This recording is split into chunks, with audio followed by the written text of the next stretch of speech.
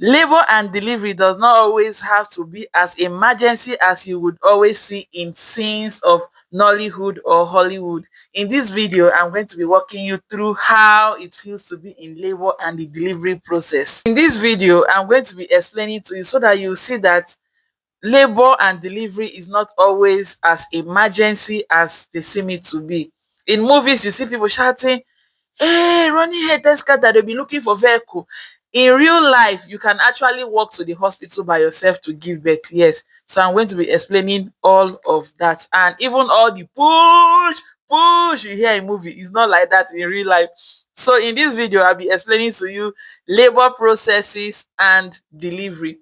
So when you're pregnant and you get to your from 37 weeks, yeah, you should be expecting labor to start anytime. From I gave birth to my first child in my 36 week though.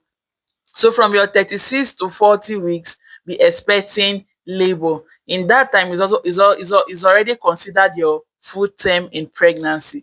So between these weeks that I just mentioned, 36 to 30 to 40 week, these are the signs that you should look out for. Once you notice any of these signs or two or three of these signs, know that labor has started so that you can start going to the hospital. So like I said, first of all, once you get to your 35 weeks, start packing your hospital bag so that you not run head scatter when labor will start. Nobody knows the minutes, nobody knows the hour, nobody knows the second it will start. So just keep your hospital bag ready. So one of the signs or number one sign that you should be looking at for is cramps.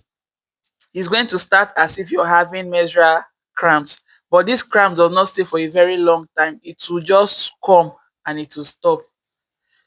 When you stay again, it will come and it will stop. This is for people that those people that their labor is only just for one day. There are some people that this cramp sign will show them sign for a number of days. But for those that just their labor is just one day, it will start like the cramp. It will go. Let me say every 30 minutes, you're going to be noticing this menstrual cramp. So the higher you go, the lower the minutes it will start to reduce. If it was paining you 30 minutes, it will reduce to 20 minutes, just like that. Yeah. So that's the cramps in labor. Another sign that you should be looking out for is contraction. This contraction comes with the menstrual cramps. Yeah, so the contraction, let me explain how you're going to feel. Maybe you are wondering that, especially first time mothers, you don't know what it feels like. They're saying contraction, contraction. This is how it feels to have contraction. Just pay attention. It's going to your stomach will you will feel as if your stomach tightened, then it will loosen. It will tighten again, it will loosen. But this does not happen every time. It can happen, let me say, every 1 hour. It can happen like 2 or 3 seconds under that 1 hour. So the higher you go, that it will start you start noticing the tightening and the loosening more. You start noticing it more. But when it's just starting, you can feel it every 1 hour. So that is contraction in pregnancy. And this contraction too also comes with what we know as dilation. And dilation means the opening of your cervix. That's the opening of your birth canal, that place that baby will come out from. Growing up, I always felt like, women give birth through the anus. But it's not that I actually know that when I got pregnant and all that, I knew that women give birth through the vagina, that is the birth canal, not the anus. So yes, this contraction also comes with dilation. And for a woman to give birth, for you to give birth, you have to dilate up to 10 centimeters. So as the contraction is happening, dilation is also happening. That is the opening of your cervix. So once you notice this dilation, this contraction of your stomach, that's the tightening and the loosening, please, you can start going to the hospital, especially if it is your first time of being pregnant. Don't stay in the house and you allow people to monitor you and all that. For those who is their second, third, fourth pregnancy, they might have a little experience to know, okay, is this particular time I'll be going to the hospital. But for you that is a first time mother, please, once you notice this, you can quickly take your bag and go to the hospital so that they will monitor you. So now this is basically what now happens in the hospital. Now you've noticed the menstrual cramp, it has started, and the menstrual cramp comes with the contraction. So once you notice this, please go to the hospital. So when you go to the hospital, they will ask you, what is it? You now explain to them, this is what is happening to me. I'm now having menstrual cramps and I'm also having contraction. So maybe the midwife will take you to the delivery room and all that, where they will use their hand to check how many centimeters dilation that you've gotten to, how well you have dilated. So they will put your hand. This is the point that most women get scared. Once they see the hand, it's very painful. Some women at this point can even opt for CS because it's actually painful, and they will not be asking you in the fear, say when that thing be dey happen, that thing na my hand, which one big pass and all that. You understand? They'll be just be saying all sort of silly things, but you will not even mind them because you just want to give birth and leave the hospital. So they use their hand and put inside your birth canal to know how many centimeters you've dilated. And since it's their field, it's something they already know about, it's not difficult for them to know. So once they put their hand and they see how many centimeters you've dilated, then they will know if you're to go back home or if you're to stay. During my time, most of all the times I went and they checked, I will always be like 3 4 centimeters dilated. So they will say no need for me to go home, that I should just stay in the hospital. That's why most pregnant women too, they stay in the house. They know a certain pain that they will get to and the certain centimeter that they've dilated. Some will just stay in the house until when they're about 7 8 centimeter dilated, they cannot go to the hospital.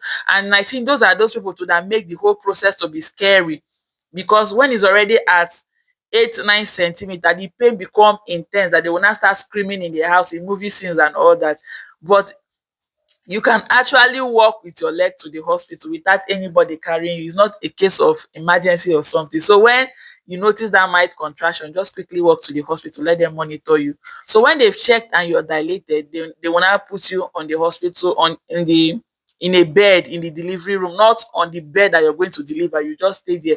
And by then you're already in the hospital with your hospital bag, the things you need for your delivery. The person that will stay with you while you deliver is already there by then. So they will just keep you there. They will keep monitoring you. Then they will put your cannula in your hand, fix everything in your hand, so that when it's time to deliver, they will not be suffering to put cannula. After delivery, they will use it to give you drip and whatever medication that they want to give to you. So you'll be there. As you're there, the pain will become more intense. If it was happening that let me say every 1 hour, the contraction will be happening every 40 minutes, just like that and all that. So as you're there, they are monitoring you, they're checking the heartbeat of your baby. If your baby is breathing very well, this is what they'll be doing for you. That's why I said don't stay in the hospital. Don't stay in the house when you notice, just go to the hospital. So in the process of the contraction happening and all that, in that process, some people will now notice their water is going to, or their water will burst, or that, okay, first of all, the mucus plug might come out. Maybe you want to go to the toilet to urinate and all that. You see that something like catarrh is drawing to come with blood is already there. That is called the mucus plug. Yeah. So, but in a situation where you've stayed for a very long time, the dilation is not getting more than a particular level. Maybe it was at 4 centimeters, and for like 1 hour ahead, the still in that 4 centimeter is not increasing. The nurses or the midwife will do something that is called the membrane swipe, where they will put the, I think it's scissors. I normally ask them which one I want put. They will not want to tell me, because me in the delivery room, I always ask question, and I will also advise that when you enter the delivery room, always ask question. Whatever thing they want to do to you, ask them, what do you want to do to? Yes, it will make you, if there is any mistake or something, it can also make you to raise an alarm, or it will prepare your mind. So me, when they tell me that this is what they want to do, I will just prepare my mind that this is what they do, this is what they want to do, and it will reduce the fear in me. So they will use scissors, abi what they put inside, and swipe. And this membrane swiping is to burst the water, that I'm not that water that the baby's the sac, they will burst it. Because once the water is already broken, your baby is ready to come out. That water that is protecting you and your baby is not supposed to be your baby. When your baby is out, baby is not prone to any sickness or disease. So after the catarrh, the mucus plug is out, another thing you should be expecting is is the breaking of the water. Yeah, so and like I said, if you stayed and the contraction is happening but the dilation is not increasing, the more the contraction, the more you're supposed to be dilated. So if the cervix is not opening for your baby to be out, they're not going to do what is called membrane swipe, where they put that, I think it's scissors they put, I don't really I am convinced that it's not their hand. They put scissors to put inside and then swipe for the water to break. This is a little bit painful. Let me prepare your mind. Yeah, it's going to be painful, but you might not really notice the pain because the pain of the contraction is already there. Is actually very painful. So the pain of the contraction is there. You might not really notice the swiping and all that. So once they do this swiping, it will not trigger the labor and the contraction to come very faster. So you notice that after the swiping, in less than 10-15 minutes, you're going to dilate up to 10 centimeters, which is the required centimeter for you to get to before they ask you to climb the bed for delivery. So like I said, the signs of labor is the menstrual pain, contraction, mucus plug, that thing that looks like a that comes with blood, and the breaking of water. These are the major signs of labor. These are the major signs of labor that if you notice any of these things, you can actually go to the hospital. And like I said, if it is your first time, start going to the hospital the moment you notice that menstrual cramp. Go to the hospital, let them monitor you, because if you stay in the house, who will check the heartbeat of your baby to know if everything is all right? Because as you're already stressed, the baby too might be tired and all that. So they keep monitoring the heartbeat to know that everything is in order. So when you get when they've already checked and you're already 10 centimeter dilated, this point they will not ask you to climb the bed, time for delivery. But mind you, let me prepare your mind. This process of you dilating and contraction, it is actually very painful, but it is advised that when the pains come, don't shout, because you're going to need energy to push. You're going to use energy to push. So if you use all your energy in shouting and crying, when it's time for you now to push out your baby, you might not have the strength. Though the most advised method for you to use in this contraction stage is they ask you to take a deep breath like this. Whenever the pain comes, it will be like this. Take a deep breath like this. Yeah, that's what you're going to do. It's very painful, but that's what you should do. And mind you, this labor pain does not come as a stretch. No, it doesn't come that way. It will come and it will relieve you. Like somebody like me, if I'm in labor, I discuss with people, I talk. You won't even know that I'm in labor. It will come and it will go. Once the contraction comes, it will pain you. That's the moment you'll be swearing. After this time, I will not give birth again. After this, you that will come back 2 years to come. It's this period that everything will actually trigger you. Like I heard that there are some women that they want the nurses, the midwife to start pampering them, to start rubbing them at their back. But me, I don't like that. The only person I will want his touch right now is my husband. That's the only person. Any other touch on me is as if they use pin to pierce my body. So once your 10 centimeter dilated, your water is broken, and you know that once the water is broken, your baby is ready to live outside of you, because the placenta has finished its work and all that. So now, once your 10 centimeter dilated, they will not ask you to climb the delivery bed, the almighty delivery bed. So when you climb the delivery bed, I want you to note that you're not the one that is going to push per se. It is God. God is the one who helps. You don't have much to do.